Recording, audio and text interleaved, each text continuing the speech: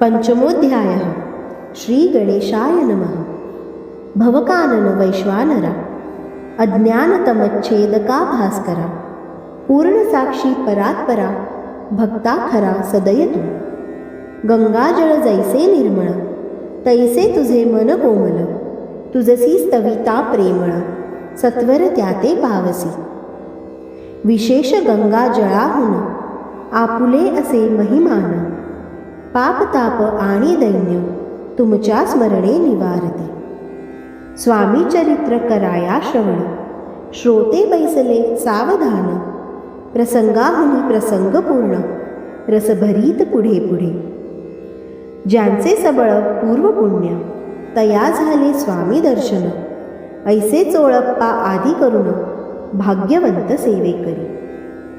अक्कलकोट नगरांत एक तपपर्यंत, स्वामीराज वास करीत, भक्त बहुत जाहले।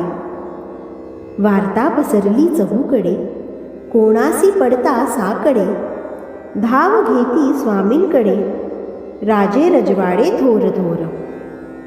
म्हणती भोसल्यांचे भाग्य परम, स्वामी रत्न लाभले उत्तम। नृपती ही भक्त निस्सीम, स्वामी चरणी चित्त त्याचे। तेव्हा किती एक नृपती, स्वामी दर्शन घेऊ इच्छिती, आणि आपुल्या नगराप्रती आणू म्हणती तयांचे। बडोद्या माझी त्या अवसरी, मल्हार राव राज्याधिकारी, एकदा तयांते अंतरी, विचार ऐसा पातला। अक्कलकोटाहुनी स्वामींसी, आणावे आपुल्या नगरासी, मग कोणे एके दिवशी, विचार ऐसा पातला। दिवाण आणि सरदार, मान करी तैसे थोर थोर, बैसले असता समग्र, बोले नृपवर तयांप्रती। कोणी जाऊनी अक्कलकोटासी, येथे आणील स्वामींसी, तरी आम्ही तयासी, इनाम देऊ बहुत। त्याचा राखू सन्मान, लागेल तितुके देऊ धन, ही वटपुरी वैकुंठ भुवन, वसता स्वामी होईल। कार्य जाणूनी कठीण, कोणी न बोलती वचन, कोणा एका लागून, गोष्ट मान्य करवेना। तेव्हा तात्या साहेब सरदार, होता योग्य आणि चतुर, तो बोलता झाला उत्तर, नृपा लागी परियेसा। आपुली जरी इच्छा ऐसी, स्वामी ते आणावे वटपुरीसी, तरी मी आणीन तयांसी, निश्चय मानसी असोन द्या। ऐसे ऐकोनी उत्तर, संतोषला तो नृपवर, तैसी सभाही समग्र, आनंदित जाहली। संजीवनी विद्या साधाया करिता, शुक्राजवळी कच जाता, देवी सन्मानिला होता, बहुत आनंदे करोनी।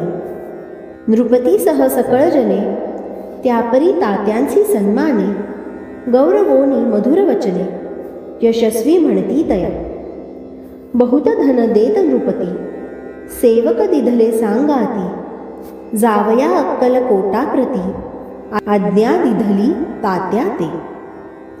तात्या साहेब निघाले, सत्वर अक्कलकोटी आले, नगर पाहुनी संतोषले, जे केवळ वैकुंठ। पाहुनी स्वामींची दिव्य मूर्ती, आनंदित झाले चित्ती, तेथील जनांची पाहुनी भक्ती, धन्य म्हणती तयांते। अक्कलकोटीचे नृपती, स्वामी चरण त्यांची भक्ती, राजघराण्यांतील युवती, त्याही करीती स्वामी सेवा। आणि सर्व नागरिक, तेही झाले स्वामी सेवक, त्यांत वरिष्ठ चोळाप्पादिक, सेवे करी निस्सीम। ऐसे पाहुणी तात्यांसी, विचार पडला मानसी, या नगरांतुनी स्वामींसी, कैसे नेऊ आपण। अक्कलकोटीचे सकल जन, स्वामी भक्त झाले पूर्ण, स्वामींचेही मन रमवून, गेले ऐसे त्या ठाया। प्रयत्नांती परमेश्वर, प्रयत्ने कार्य होय सत्वर, लढवोनी युक्ती थोर, कार्य आपण साधावे. असा मनी विचार करोनी, कार्य आरंभिले तात्यांनी, संतुष्ट रहावे सेवकजनी, ऐसे सदा करिताती. करोनी नाना पक्वाने, करीती ब्राह्मण भोजने, दिधली बहुसालदाने, याचक धने तृप्त केले. स्वामींची या पूजेप्रती नाना द्रव्ये समर्पिती, जेणे सेवे करी संतुष्ट होती, ऐसे करीती सर्वदा. प्रसन्न व्हावे भक्तवत्सले, कार्य साधावे आपुले, म्हणोनी नाना उपाय केले, द्रव्य वेचले तात्यांनी. ऐशियाने काही न झाले, केले ती तुके व्यर्थ गेले, तात्या मनी खिन्न झाले, विचार पडला तयांचे. मग लढविली एक युक्ती, एकांती गाठोनी 16 प्रती, त्याच लागी विनंती करीती, बुद्धिवाद सांगती त्या. जरी तुम्ही समर्थांसी, घेऊन याल बडोद्यासी, मग मल्हार राव आदरेसी, इनाम देतील तुम्हांते. मान राहील दरबारी, आणि देतील जहागिरी, ऐसे नाना प्रकारी, 16 ते सांगितले. द्रव्येण सर्ववशा, 16 लागली आशा, तयाच्या अंतरी भरवसा, जहागिरीचा बहुसाल. मग कोणे एके दिवशी, करीत असता स्वामी सेवेसी, यतिराज तया समयासी, आनंद वृत्ती बैसले. 16 कर जोडोनी, विनंती केली मधुर वचनी, कृपाळू होऊनी समर्थांनी, बडोद्याप्रती चलावे. तेणे माझे कल्याण, मिळेल मला बहुत धन, आपुलाही योग्य सन्मान, तेथे जाता होईल. ऐसे ऐकून या वचन, समर्थांनी हास्य करून, उत्तर 16 लागोन, काय दिले सत्वर. राव मल्हार नृपती, त्याच्या अंतरी नाही भक्ती, मग आम्ही बडोद्याप्रती काय म्हणूनी चलावे. पुढले अध्यायी सुंदर कथा, पावन होय श्रोता वक्ता, श्री स्वामीराज वदविता, निमित्त विष्णुदास असे. इति श्री स्वामी चरित्र सारामृत, नाना प्राकृत कथा संमत, सदा ऐकोत भाविक भक्त, पंचमाध्याय गोडहा. श्रीरस्तु शुभम भवतु. फलश्रुती, या अध्यायाच्या वाचनाने उपासकाची त्याचे सद्गुरू चरणांवर दृढ श्रद्धा राहील. भक्त भाविकांच्या मनात शुद्ध निर्मळ भक्तिभाव जागेल. चला तर आपण या अध्यायाचे मराठी सारांश कथन करूया. अध्याय 5, पैजेचा विडा. ज्याप्रमाणे परिसाच्या संगतीने लोखंडाचे सोने होते, त्याप्रमाणेच सत्पुरुषांच्या सहवासाने अभक्तही भक्त बनतात.